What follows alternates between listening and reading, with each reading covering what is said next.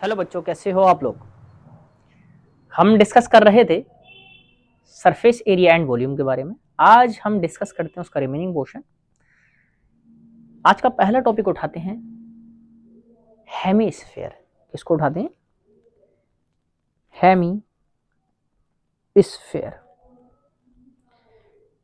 Hemisphere की बात करें तो स्फेयर को आधा काट दो। अगर स्फेयर को आधा काट दो तब जो बनेगा, जैसे ये रहा आपका, ये आपका क्या बन गया? एक हेमीस्फेयर बन गया। ये आपने क्या बना लिया? एक हेमीस्फेयर बना लिया। क्लियर ना? ये आपने एक हेमीस्फेयर बना लिया जिसकी रेडियस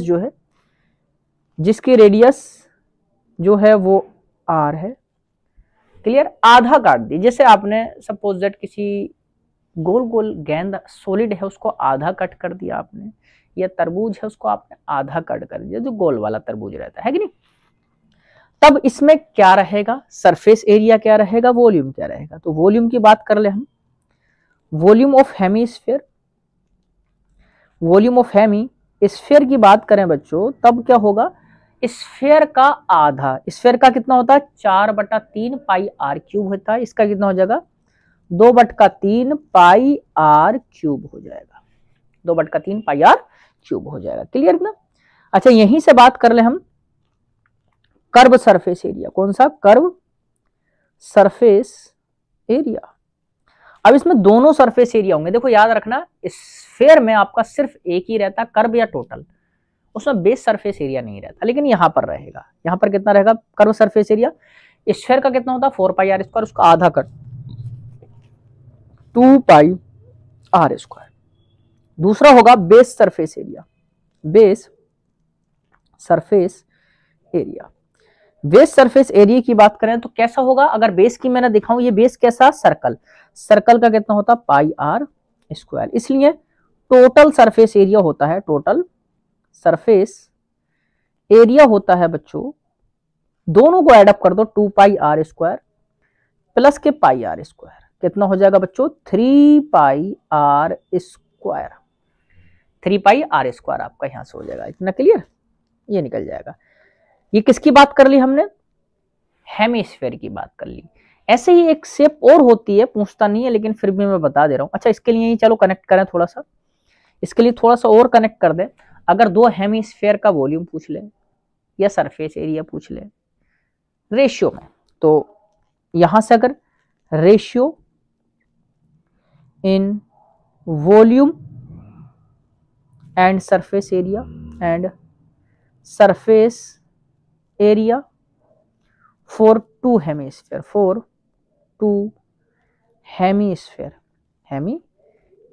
की बात कर ले बच्चों, तो कुछ नहीं, बस क्या रखना है? V1/V2 is equal to R1/R2 का क्यूब रख देंगे आपका, और S1/S2 is equal to R1/R2 का स्क्वायर रख दोगे आप। सिंपल, यहां से ये बना दोगे। इतना क्लियर? अच्छा, ऐसा भी हो सकता है कि आप एक हेमीस्फेयर के अंदर कौन बनाओ उतने ही बेस का, है ना। मान लो आपके पास एक हेमीस्फेयर है ना, एक आपके पास क्या है बच्चों? हेमीस्फेयर है ना। कौन इन हेमीस्फेयर मान लो आपके पास अगर कौन है, ये रहा। या पहले हम हेमीस्फेयर बना दें। चलो, ये हमारे पास हेमीस्फेयर रहा, ये हेमीस्फेयर रहा।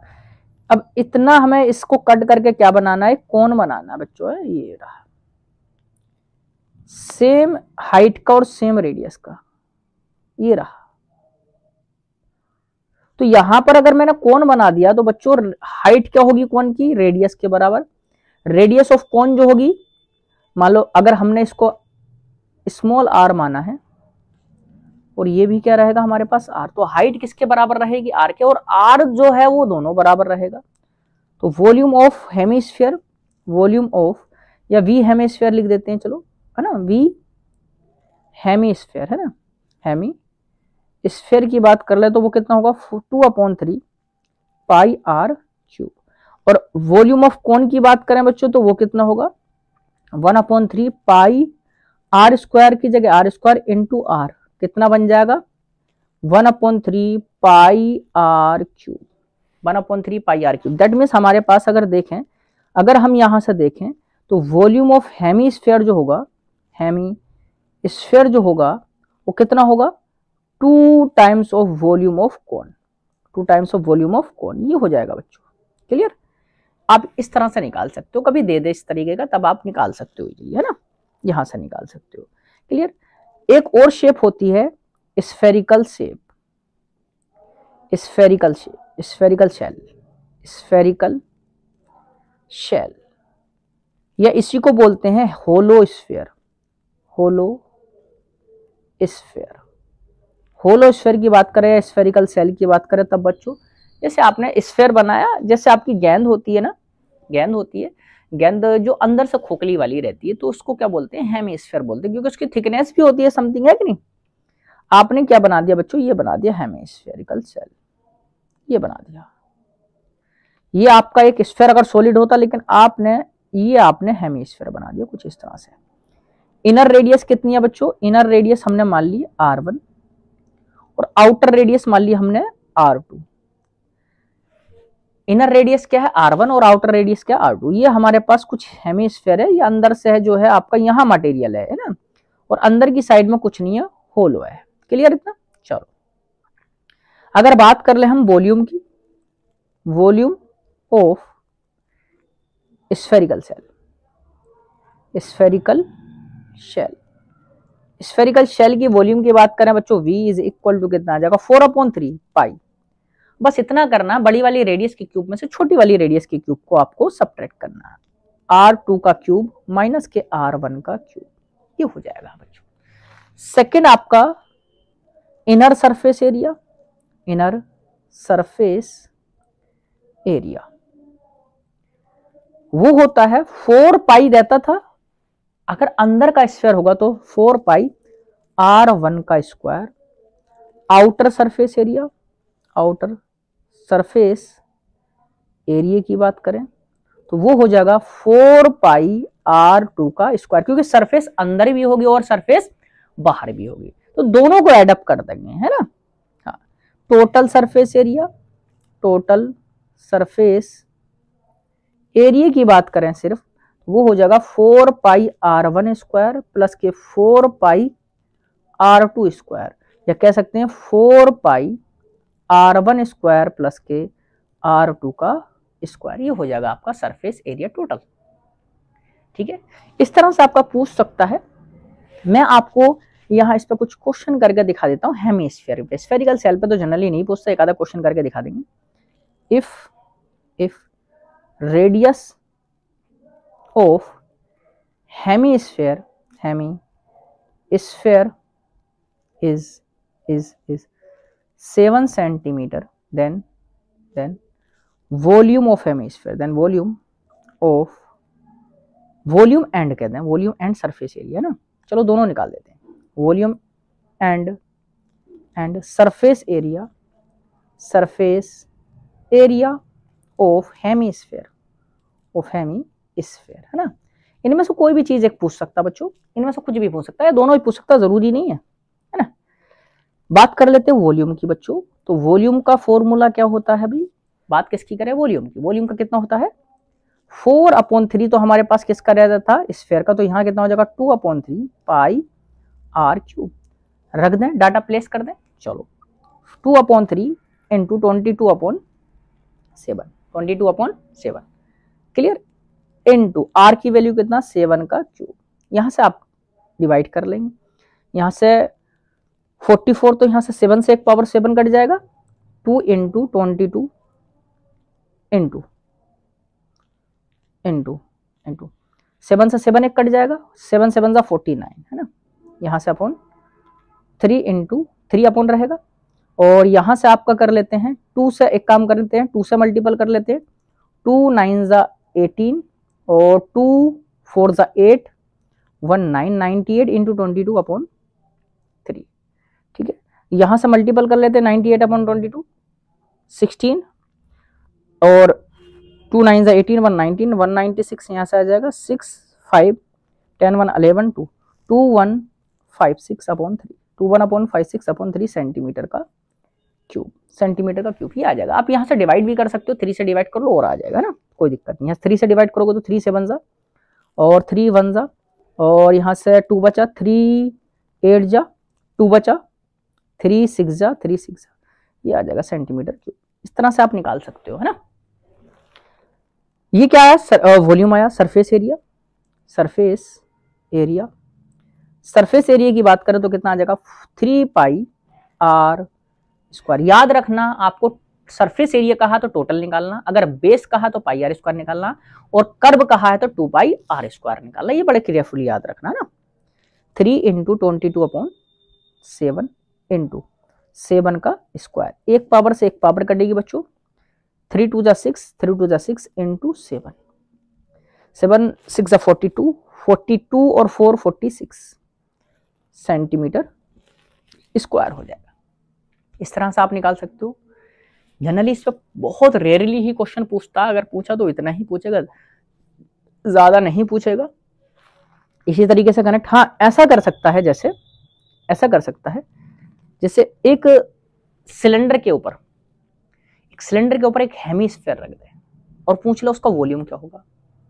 मान लो मैं एक फिगर बना के दिखा दे रहा हूं ना, मान लो कुछ इस तरह से दे कि आपके पास जो है बच्चों कुछ इस तरह से हो, मान लो कुछ इस तरह से हो सकता है क्वेश्चन बन जाए।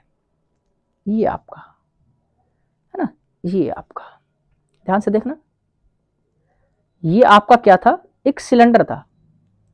बोल देता है कि एक जो है हेमीस्फीयर सरमाउंटेड है, सरमाउंटेड मतलब कि इसके ऊपर है, एक हेमीस्फीयर रख दिया गया है इसके ऊपर। ये आपने एक हेमीस्फीयर रख दिया, ये आपने हेमीस्फीयर रख दिया। अब ये बताओ इसका सरफेस एरिया क्या होगा, इसका वॉल्यूम क्या होगा, कुछ भी पूछ सकता है। यहां मान लेते हैं, चलो रेडियस जो दे रखा, मान लो यहां से मान लेते हैं इसकी रेडियस जो है वो सपोज दैट पाई 7 मान लेते हैं, चलो 7 सेंटीमीटर मान लेते हैं, है ना। और इसकी हाइट मान लेते हैं, चलो थोड़ा सा छोटा डाटा मानते हैं, चलो 3 सेंटीमीटर रेडियस मान लेते हैं, हाइट मान लेते हैं 3 सेंटीमीटर रेडियस मान लेते हैं, चलो 3 सेंटीमीटर जो है रेडियस है, और हाइट मान लेते हैं, चलो 4 सेंटीमीटर हाइट मान लेते हैं, चलो इसकी, ठीक 4 सेंटीमीटर इसकी हाइट मान ली, चलो ठीक है ना, ये मान लिया। अब इसका सरफेस एरिया क्या होगा, वॉल्यूम क्या होगा। अब ध्यान से देखना बच्चों, मान लो आपको क्या निकलवाया है, वॉल्यूम। तो वॉल्यूम आप कैसे निकालोगे, वॉल्यूम जो निकालना, वॉल्यूम सिलेंडर का निकालना है, प्लस वॉल्यूम हेमीस्फीयर का निकालना। किसका, हेमीस्फीयर का निकालना है ना, हेमीस्फीयर का निकालना, दोनों को निकालना है। सिलेंडर का कितना होता है, पाई आर स्क्वायर इंटू एच, इसका कितना होता है 2/3 पाई आर क्यूब, ये हो जाएगा। अच्छा पाई की टर्म में निकालना है, चलो पाई इंटू आर की वैल्यू कितना बच्चों 3 का स्क्वायर इंटू एच कितना बच्चों 4 प्लस 2/3 इंटू पाई को वैसे ही रहने दे रहा हूं मैं, इंटू 3 का क्यूब। इतना क्लियर। यहां से 3 3 जा 9, 4 जा 36 पाई, प्लस यहां से आपका एक 3 से 3 कटेगा, 2 पाई इंटू 3 3 जा 9, 9 2 जा 18 आएगा, 9 2 जा 18 पाई, 36 पाई यहां से आ गया, 18 पाई यहां से आ जाएगा बच्चों। तो यहां से 8 और 6 14, 1 बचा, 3 1 4 5, 54 पाई, इतना सेंटीमीटर क्यूब आ जाएगा बच्चों। वॉल्यूम की बात करें, देखो ऐसे ही आपका जैसे एक कैप्सूल होता है, तो मेडिसिन वाला कैप्सूल होता है, तो एक सिलेंडर और 2 हेमीस्फीयर से मिलकर बना होता है वो। मान लो कैप्सूल का देता सब कुछ और उसमें निकलवाए, तो एक कैप्सूल का सिलेंडर बनेगा बीच वाला पोर्शन, और 2 हेमीस्फीयर का जो बनेगा एक स्फीयर बन जाएगा। वैसे निकाल लो आप, है ना। चलो सरफेस एरिया की बात कर लें, सरफेस एरिया। अब सरफेस एरिया ध्यान से देखो, आप देखो ऊपर कितना होगा, इस हेमीस्फीयर का ऊपर कर्व सरफेस एरिया कितना होगा, पाई 2 पाई आर स्क्वायर। इसका बेस कितना होगा, पाई आर स्क्वायर, और कर्व भी तो बनेगा एक, तो यहां से कौन कौन सा बनेगा ध्यान से देखो, मैं लिख दे रहा हूं, है ना। कितना बनेगा, एक तो देखो 3 पाई, या मैं अलग अलग बना के लिखूं, चलो अलग अलग बना के लिख दे रहा हूं, है ना, अलग अलग बना के लिख दे रहा हूं। 2 पाई आर स्क्वायर, ये तो हेमीस्फीयर का हो गया, प्लस बेस जो है नीचे सिलेंडर का वो, क्योंकि हेमीस्फीयर का बेस तो खत्म हो जाएगा और सिलेंडर की वन साइड खत्म हो जाएगी, पाई आर स्क्वायर प्लस के 2 पाई आर एच, ये कर्व सरफेस एरिया बन जाएगा। यहां से निकाल देते हैं। 2 पाई आर की वैल्यू बच्चों 3 का स्क्वायर प्लस के पाई इंटू 3 का square plus 2 pi into 3 into 4, ये बन जाएगा। अब यहां से 3 3 9 2 18 पाई, तो ये आएगा प्लस 3 3 9 पाई, ये आएगा प्लस 4 3 12 2 24 पाई बच्चों, ये आ जाएगा। क्लियर। अच्छा यहां से कितना आ जाएगा बच्चों 27, तो ये आ गया 27 प्लस के 24 आप कर लो, 1 आ जाएगा 3 4 1 5 51 आ जाएगा। 51 पाई सेंटीमीटर स्क्वायर, 51 पाई सेंटीमीटर स्क्वायर। इस तरह से आप निकाल सकते हो। कभी कंबाइन करके कोई भी शेप बना दे तब इस तरह से निकाल सकते हो। पूछता नहीं है लेकिन फिर भी मैंने क्वेश्चन करा दिया, इस तरह से कर सकते हो ना। एक स्फेरिकल सेल का कर लेते हैं। If inner and outer radius of a spherical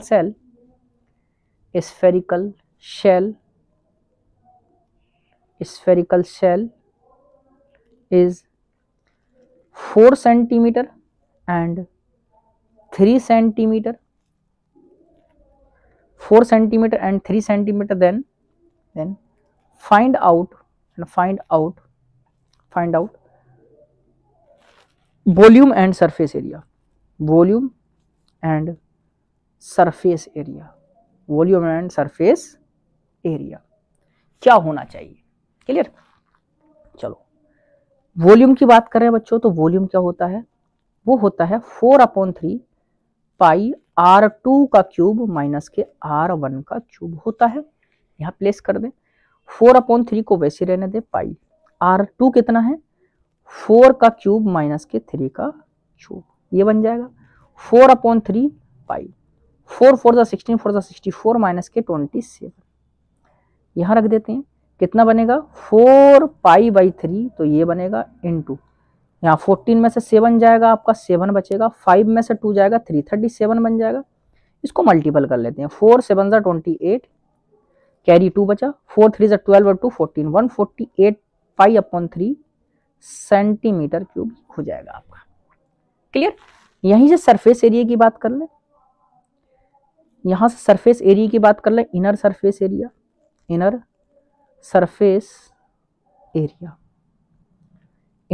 area कितना हो जाएगा 4 पाई R1 का क्यूब, मतलब कि 4 पाई R1 स्क्वायर 4 पाई R1 अंदर वाली रेडियस कितनी है 3 का स्क्वायर, 3 3 9 4 36 पाई, ये आएगा। अच्छा आपसे आउटर पूछे, आउटर सरफेस एरिया पूछे बच्चों, कितना हो जाएगा 4 पाई R2 का स्क्वायर, 4 पाई तो वैसे ही रहने दें, इनटू R2 क्या है आपके पास 4 का स्क्वायर, 4 4 16 4 64 पाई, ये आ जाएगा। यहाँ भी सेंटीमीटर स्क्वायर और यहाँ भी सेंटीमीटर स्क्वायर, सेंटीमीटर दिया तो सेंटीमीटर है। टोटल सरफेस एरिया की बात कर ले, तब यहां बन जाएगा, दोनों को एडअप कर दो 36 पाई प्लस के 64 पाई, दोनों को एडअप करेंगे, पाई यहां आ जाएगा 4 और 6 10 9 1 10 100 पाई सेंटीमीटर स्क्वायर, 100 पाई सेंटीमीटर स्क्वायर। कुछ इस तरह से आप कैलकुलेट कर सकते हो। ये था हमारा सरफेस एरिया एंड वॉल्यूम का लास्ट लेक्चर। टॉपिक वाइज हम एक लेक्चर और लेंगे, किसका, क्वेश्चन, जो बहुत अच्छे क्वेश्चन मैं कराऊंगा, उसमें कुछ क्वेश्चन डालूंगा, किस वैरायटी के क्वेश्चन, और वैसे तो मैंने बहुत सारे क्वेश्चन डिस्कस किए हैं आपके साथ में, और भी मैं डिस्कस करूंगा। इसलिए अगला लेक्चर देखने से पहले आप अच्छे से फॉर्मूलाज को बहुत अच्छे से माइंड में रख लेना, क्योंकि यहाँ चैप्टर जो बेस रहता है फॉर्मूला रहता है, फॉर्मूला याद है तब कर पाओगे, अदरवाइज नहीं कर पाओगे। इसलिए फॉर्मूले का रिवीजन बहुत अच्छे से आना चाहिए, क्योंकि आपका माइंड में क्लिक करना चाहिए कि हाँ ये फॉर्मूला, ये डाटा पुट करो, आंसर निकलेगा जल्दी से, है ना। और तब तक लगे रहें और प्रैक्टिस करते रहें, और मज़ा आ रहा है तो लाइक शेयर सब्सक्राइब भी करते रहें। और तब तक के लिए थैंक यू।